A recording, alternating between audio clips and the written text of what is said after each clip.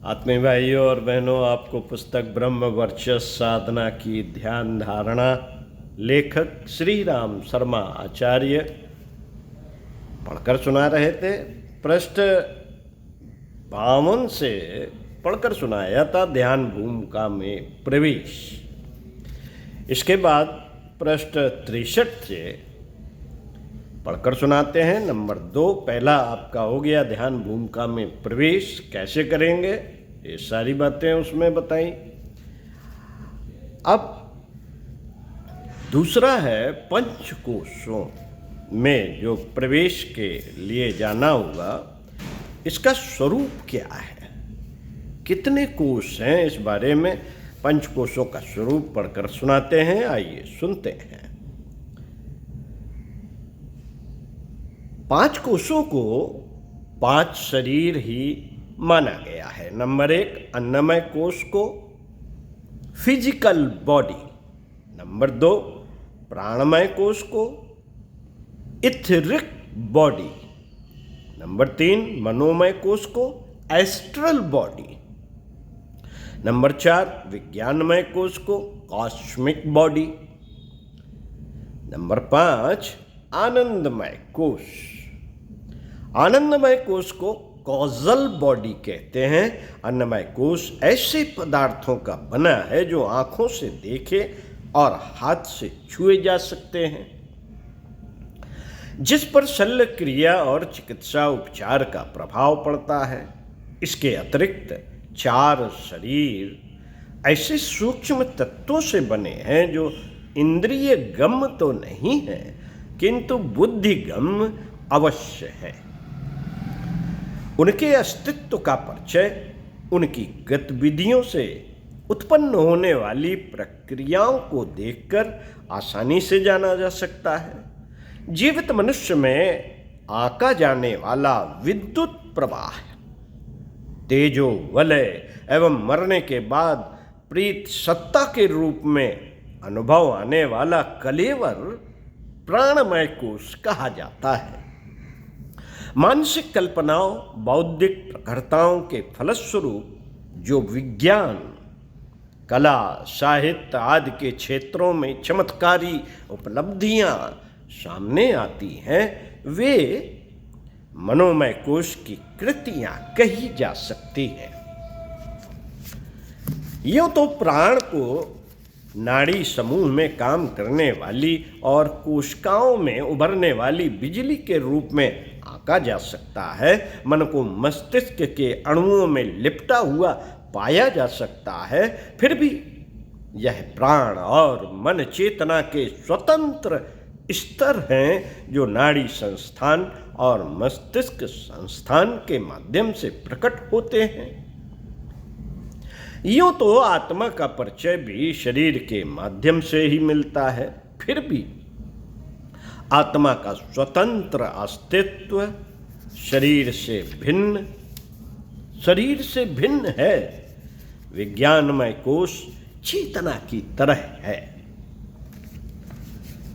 जिसे अतीन्द्रिय क्षमता एवं भाव संवेदना के रूप में जाना जाता है। आनंदमय कोश वह है जिसके सजग होने पर आत्मबोध होता है और स्थित प्रज्ञ की, जीवन मुक्ति की, परमहंस की दिव्य दृष्टि प्राप्त होती है। सामान्यतः चेतना की दिव्य परतें प्रसुप्त स्थिति में पड़ी रहती हैं। उनका थोड़ा बहुत अंश ही कामकाजी दैनिक जीवन में प्रयुक्त होता है। शेष सुरक्षित पूंजी की तरह जमा रहता है।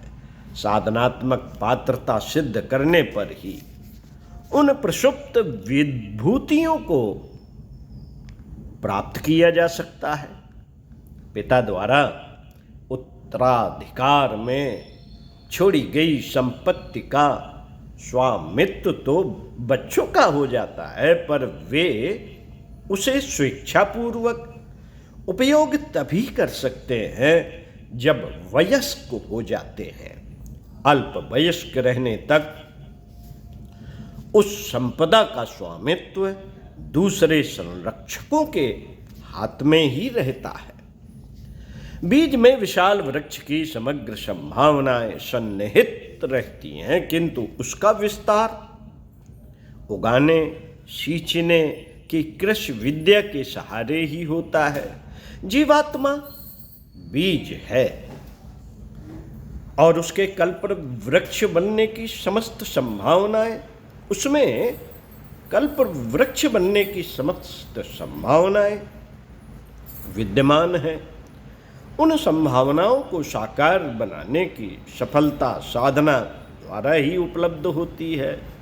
पंचकोश जागरण का उद्देश्य यही है कि अंतर जगत की उन पांचों प्रचंड धाराओं को मूर्छना की स्थिति से उबारा जाए और प्रखर प्रेरणा से सिद्धि समर्थता के रूप में विकसित किया जाए। 3 शरीरों के अंतर्गत ही 5 कोश आते हैं। 3 शरीरों के अंतर्गत ही 5 कोश आते हैं। नंबर 1 स्थूल शरीर और अन्नमय कोश एक ही बात है। सूक्ष्म शरीर, स्थूल शरीर और अन्नमय कोश एक ही बात है। सूक्ष्म शरीर में प्राणमय और मनोमय कोश आते हैं। कारण शरीर में विज्ञानमय और आनंदमय कोशों की गणना की जाती है। विभाजन दोनों ही प्रकार किया जा सकता है, 3 शरीर एवं 5 कोश। यह ऐसी ही गणना है जैसा कि 1 रुपया या 4 चवन्नी में अंतर दिखता है। 12 मास या वामन सप्ताह मोटे तौर से भिन्न मालूम पड़ते हैं, पर वे वस्तुतः एक ही है। इसी प्रकार 3 शरीर और 5 कोशों का वर्गीकरण की सुविधा ही कहा जा सकता है। शरीर को सिर, धड़ एवं पैरों के रूप अथवा त्वचा, रक्त, मांस, अस्थि, मज्जा के रूप में वर्गीकृत किया जाए, शरीर की मूल सत्ता में कोई अंतर नहीं आता। तत्ववेत्ताओं के मतानुसार 5 कोश असाधारण क्षमता संपन्न है। जिस प्रकार प्रत्येक शुक्राणु में एक बालक उत्पन्न करने की क्षमता होती है, उसी प्रकार 5 कोशों में से प्रत्येक में अपने ही स्तर का एक स्वतंत्र देव पुरुष गढ़ लेने की क्षमता होती है। अल्लादीन के चिराग के साथ 5 जिन्न कहे गए हैं, जो इशारा पाते ही बड़े बड़े काम कर दिखाते हैं। विक्रमादित्य की कथाओं में उसके 5 दिव्य शरीरधारी 5 वीर होने की बात कही जाती है। वे भी ऐसे ही काम कर दिखाते थे जो शरीरधारी मनुष्यों के बलबूते के नहीं थे। यह उत्पादन आत्मसत्ता का है। यह वीर, जिन्न या देव पुरुष वस्तुतः अपनी ही चेतना द्वारा उत्पन्न की गई संतानें होती हैं। छाया पुरुष के बारे में कहा जाता है कि अपनी ही क्षमता को धूप में खड़े होकर अथवा दर्पण के सहारे सिद्ध कर लिया जाए तो वह शरीर रहित शरीरधारी सेवक की तरह आज्ञा पालन करती और बताए काम पूरे करती है। अपने ही स्तर का एक नया व्यक्तित्व उत्पन्न कर लेना छाया पुरुष कहलाता है। 5 कोशों में छाया पुरुष जैसे 5 समर्थ व्यक्तित्व प्रकट, उत्पन्न, सिद्ध कर लेने की गुंजाइश है। वे विश्वस्त एवं समर्थ सहयोगी मित्रों की तरह सहायता करने में निरंतर जुटे रह सकते हैं। प्रस्तुत साधना में इन कोशों को जागृत सशक्त बनाने के लिए उनसे संबंधित विशिष्ट केंद्रों, चक्रों में सविता शक्ति के प्रवेश एवं संचार का ध्यान प्रयोग किया गया है। हर कोश से एक विशेष चक्र का संबंध है। यह चक्र 2 तरह की क्षमता रखते हैं, एक आकर्षण ग्रहण करने की, दूसरी संचार प्रसारण की। इसलिए इनकी संगति भंवर एवं चक्रवात से बिठा ली जाती है। भंवर में जो चीज पड़ती है वह अंदर खींच ली जाती है। यह ग्रहण की प्रक्रिया है। चक्रवात में पड़कर हर वस्तु ऊपर उठती है, दूर तक फैल जाती है। यह संचरण का प्रतीक है। सविता शक्ति के प्रभावों से केंद्रों की यह दोनों क्षमताएं और अधिक विकसित होती हैं। दिव्य अनुदानों को ग्रहण करना, आत्म संस्थान में संचरित करना, दूसरों की संवेदनाओं की अनुभूति, अपनी संवेदनाओं का फैलाव, विकारों का निष्कासन आदि इसी आधार पर संभव होता है। अतः कोषों के जागरण अनावरण क्रम में इन केंद्रों की शक्ति एवं क्रियाकलापों का भली प्रकार समावेश किया जाना आवश्यक है। ध्यान करें, सविता देवता के प्रकाश से अपने अंतर जगत में प्रभात जैसी स्थिति पैदा हुई है। हर अवयव, हर कोष जाग रहा है। सविता शक्ति का पान उठ करके सशक्त तेजस्वी बनने के लिए आतुर है।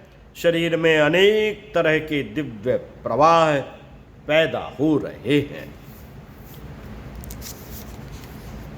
ओम शांति। इसी क्रम को आगे बढ़ाते हुए शुरू करेंगे पांचों कोषों के बारे में। पहला कोष अन्नमय कोष। मिलते हैं आपको अगले वीडियो में इसी पुस्तक के साथ अन्नमय कोष के संबंध में। ओम शांति।